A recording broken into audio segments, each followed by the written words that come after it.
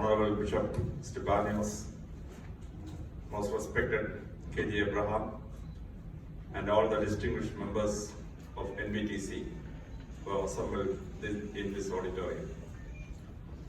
In 2017, KJ Abraham invited me for this function. I attended the anniversary, but couldn't address you in a meeting like this. So this year, that is also achieved. And on this auspicious occasion, I wish each one of you a happy new year and a year of great achievements. We from India came to Kuwait and established this NBTC, which has become a roaring success.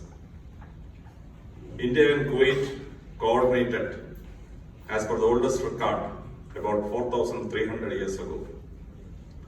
From Indus Valley civilization, from the great city of Harappa, a prince and two traders came to Kuwait. Kuwait in those times was a great empire. It was called Dilmun, one of the Mesopotamian empires. And the agreement was signed for supplying lapis lazuli to Dilmun, and that was recorded in a clay tablet, which was discovered around 14 years back. The great Indus Valley civilization Harappa is known as Meluha. As all of you may have read in the Immortals of Meluha, the great novel of Amit. So 4,300 years ago, we from India have come to Kuwait and was contributing to the great success of Kuwait. 3,300 years ago, Ramesses II, the great pharaoh, ruled in Egypt. I found many Egyptians when I reached this company, and Mr. KJ Abraham was introducing all of them to us. When the mummy of Ramesses II was discovered in 1988, the mummy was having pepper inserted into the nostrils, mouth, and the ears for preservation. Where did this pepper come from? The Egyptologists subjected it to DNA test, and they have found out the pepper in the nostrils of Ramesses II is Pipper nigrum type 4, grown only in Kerala. So some Malayalis have reached Egypt supplying the pepper to be placed in the nostrils of Ramesses II. 3,000 years ago, when Solomon built his great temple, we from Kerala contributed to that great effort. When the things supplied to Solomon by the Persian ships are named, we find many things. Number one is peacock feathers, Maipili, which in Syriac Bible is called Tuki, T-U-K-I. It is the Tamil word for peacock, Togai. Togai has become Tuki in the Bible. So that Maipili was supplied from Tamil-speaking area, probably from Kerala, to Solomon. Solomon decorated his Holy of Holies with ivory. That ivory in the Holy Bible is named as Kalaf. Kalaf is nothing but the Sanskrit word for an elephant, Kalapam. Kalapam has become Kalaf. When it went to Greece, it became Elaf. From Greece, it came to English. Elephant and big elef became elephant. It's actually our Sanskrit which just become elephant. So the ivory was supplied by we Malayalis to King Solomon. King Solomon wanted to see an animal. It was nothing but a monkey. And this monkey is called in the Bible as Kapi. That is actually the Sanskrit word for monkey, Kapi. So the monkey was Malayali, no doubt about it, supplied to King Solomon 3,000 years back. King Solomon wanted to have good perfumes inside his temple. Somebody told him, go to Oman and collect this kundrikam and have it burned. He said, no, fire cannot be allowed in the temple. So thirsty ships bought a wood which causes good smell. It is called in the Syriac Bible as Chandan. It's nothing but Chandana from Malayu, which Malayali supplied to King Solomon. So you and me should be very proud that some 4,000 years ago, forefathers of KJ Abraham have landed already in Kuwait, supplying all these items to the Dilmun king and King Solomon. And have reached Egypt. So in that proud category, thousands of years ago, all of you have come to this land, creating MBTC and contributing to the great success of Kuwait's reconstruction. and creating a great future for Kuwait. Our humble work should go to coordinate that great success. In 2020 on January 1, we are entering a new era. 2020 is a great cricket game. After a great game of 2020, Virat Kohli came and lay down on the bed. Everybody asked, why you are lying down like this? He said, after a game of 2020, I am completely exhausted. I have given everything for this match to get this great success. So I am tired.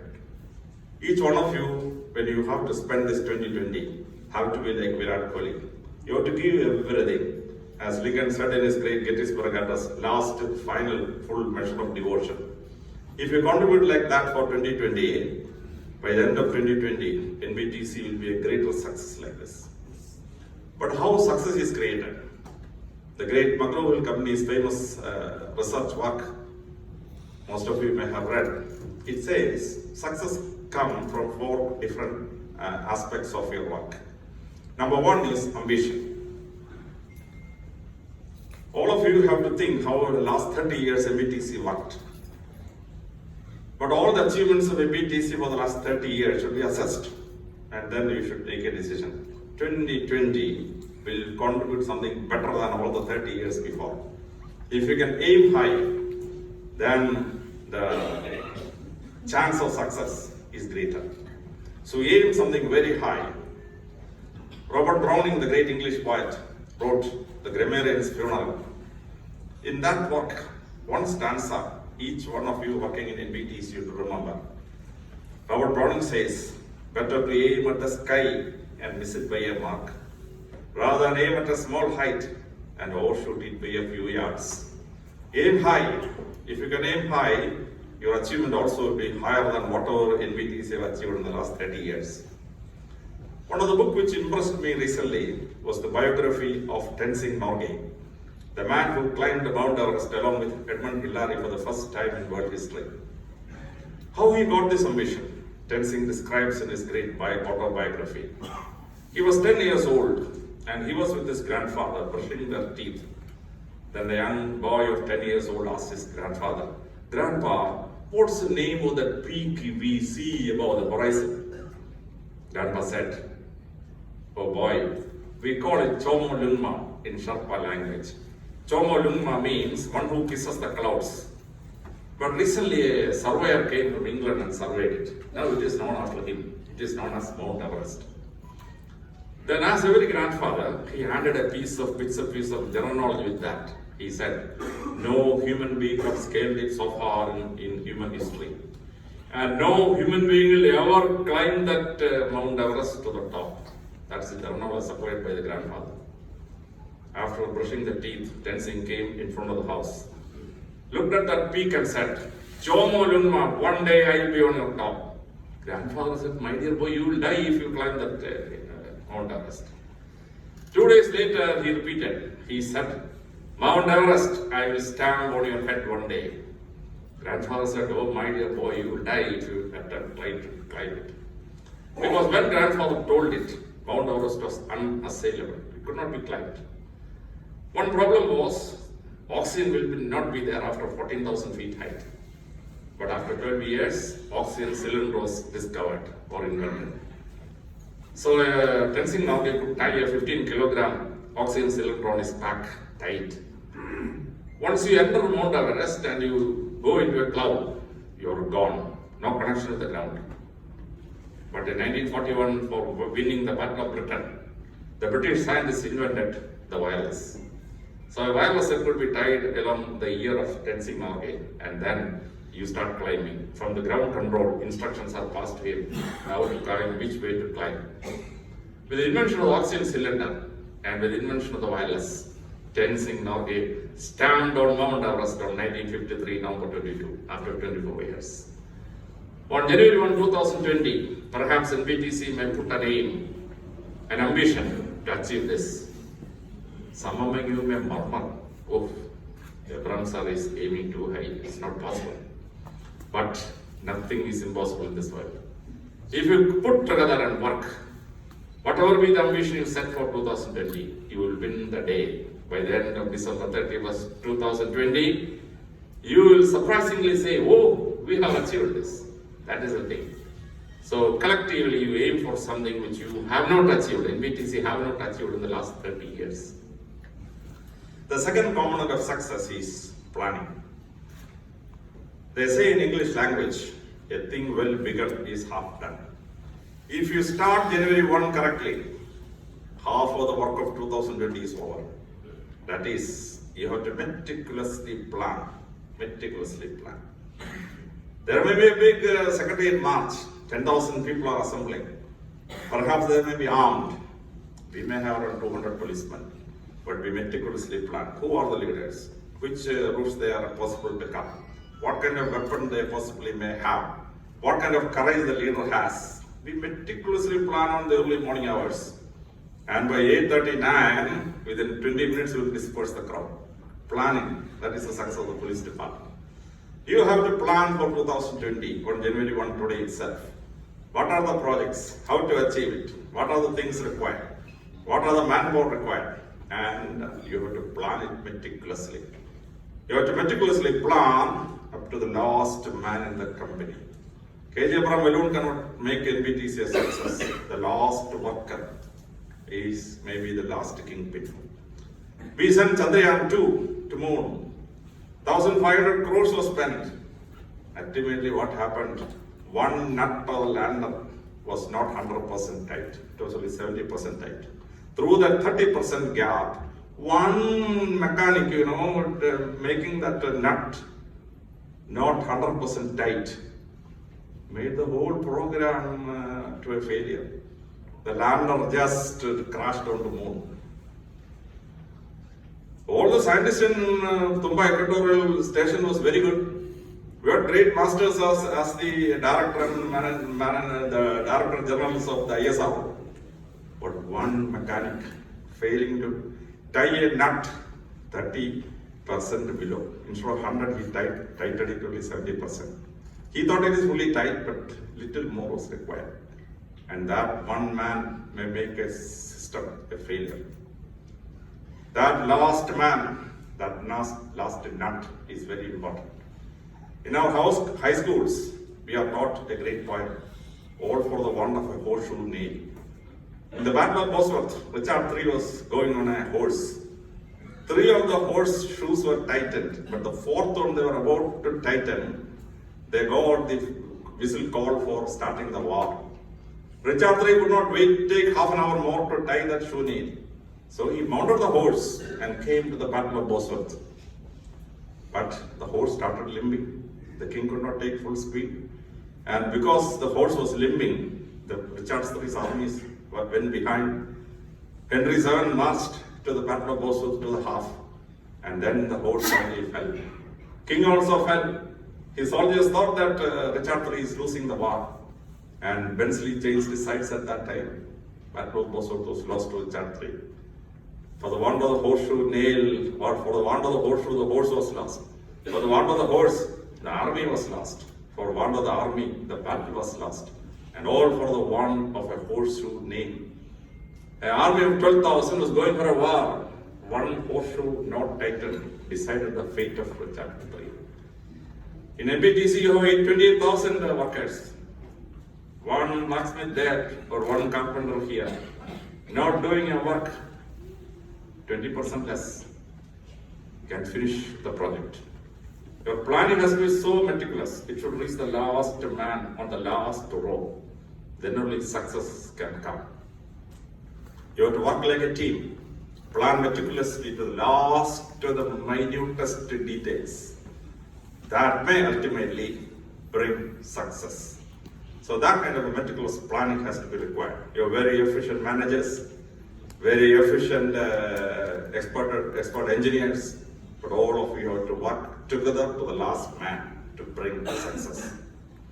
The third component of success is hard work. People who work hard alone can succeed in this world. People who do not work hard can never succeed in life. Successful people have no difference between Friday, Saturday, Sunday, or Monday. Absolutely no difference. There can be holidays in which I used to sit in my office, work up to 12 o'clock in the night, clear all files. And next day, when the Chief Minister's meeting is on, Chief Minister will ask a question. Suddenly DGP will look at my face and I will immediately give the answer. Because the day before, I had worked up to 12 o'clock midnight, even though it was a Sunday. Then only you can bring success. People who are successful have no difference between day and night. They have no difference between holiday and working days. They alone can bring success to this world. People who sleep, I am tired, I am going to sleep. That one sleep may cost you your career sometimes. Hard work is required. In English they say there is no shortcut to success. Success, you have to go to the long highway and go on the long way. Then only you can bring success. You cannot bring success in shortcuts. English they say there is no gains without any pains. If you don't take pains, you will not achieve success in life. Long days of work, you write an examination, you pass the examination. And when you climb up the stage to receive the medal from the President of India, how many years of hard work? The highest medal a civil officer can achieve in India is the Distinguished Service Medal from the President of India. 2011 I got that medal, the highest medal possible for a civil servant in India. I look back, 30 years of hard work was required to climb up and take that medal. Or else you cannot achieve success. Hard work. That's why they say burning the midnight oil. There's a great song about successful people. All of you should remember. The heights that great men reached and kept are not attained by sudden flight. They, while their companions slept, were toiling upwards in the night. If Mr. K.J. Abraham achieved this success for 30 to 35 years, he had spent his days and nights planning, thinking, working. That 30 years of work is the success of today, January 1, 2020. Without hard work, you cannot achieve success. Now, when teamwork is there, if the entire 28,000 employees of NBTC work together, hard work, nothing is impossible for you. Any project in Kuwait or any project in all the 6 countries you work will be a success for you. It is combining all the people for hard work. That is the essence of success in this life. But there is a fourth factor which brings success. That is God's grace. Without God's grace, you cannot achieve success.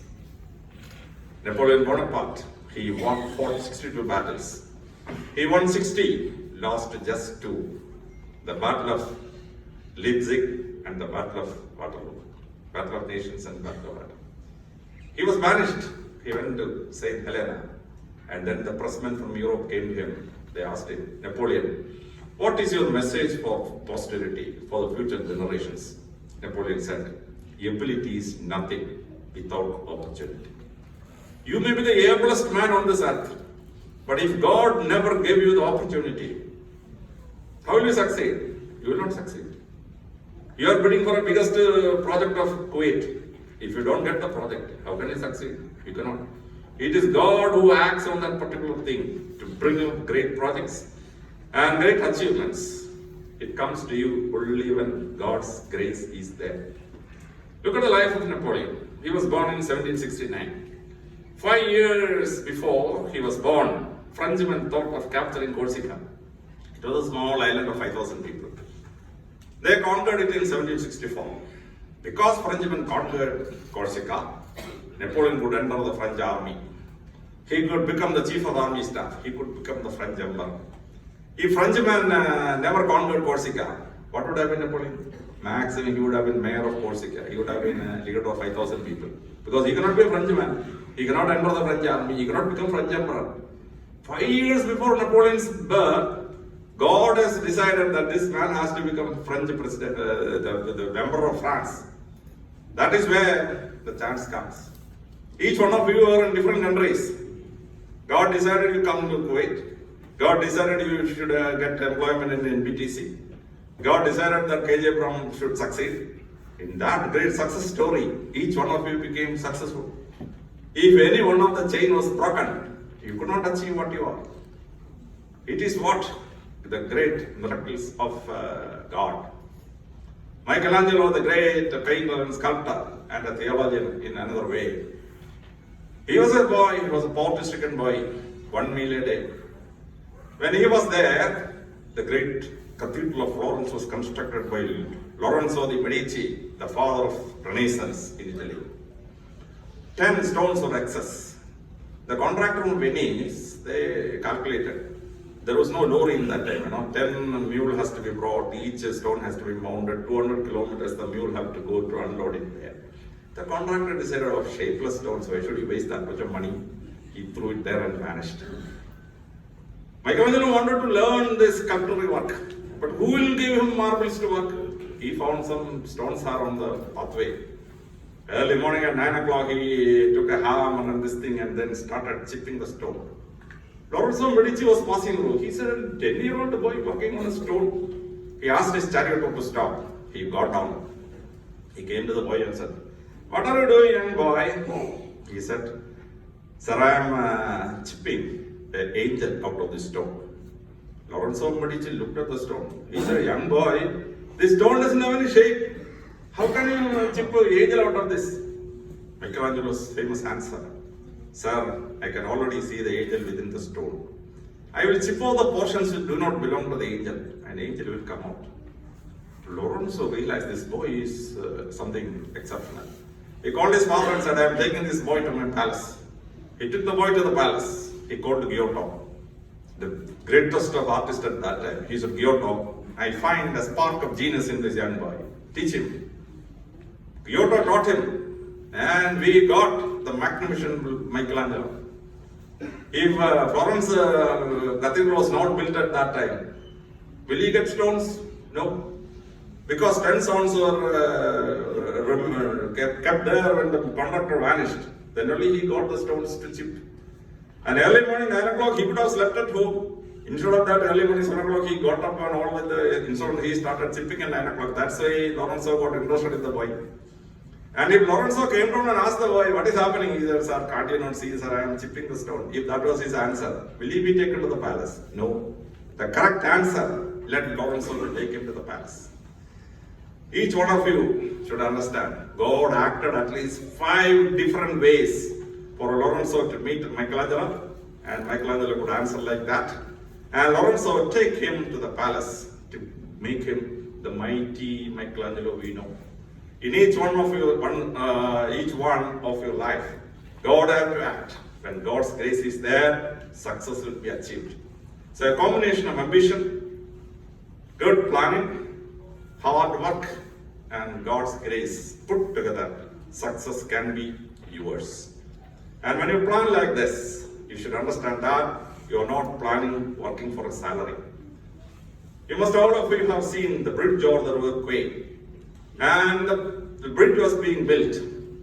And the last speech of the general captured prisoner of war making that bridge, he says in the famous speech, years will pass, we all will go back to England, but the bridge will stand for decades, for centuries, as a solace to the people of this land. That should be your aim. You are building Kuwait. Each of your project is building a great nation. Each one of you may end your service here and go back to Kerala. Perhaps NBTC may not be there after 50 years. But the great constructions you have done for this country will remain in this country for decades and centuries. And as 100 years later, they would say NBTC, a company named that constructed this great building. So you are participating in a great building of a great nation of Kuwait. Not working for salary. That should be the aim you should have. Mr. K.J. Abraham called me in 2017 and 2019 also. His wife is a cousin of mine. Her great-grandfather was a minister of the Pandalan Raja. He was called Karyakar Thoma. But there was a lot of Nair families when Christian was taken by Pandalan Raja as a chief architect of the chief work there. And the Karyakar Thoma married one of my ancestors. That is why we are cousins. And that great relationship remained between our families for years, for so many generations. So K.J. Abraham, aided by his wife, who had the glimpse of Karyakar Thoma with her, put together is a great success story. And NBTC should be a great success story, remembered by the people of Kuwait and people of so many nations. About 6 nations are participating. You are constructing those great countries, and your great work should be remembered down the decades and down the centuries as a great company who created nations. For that great success, let this January 1, 2020 equip all of you. I wish all of you a happy new year and a very successful year.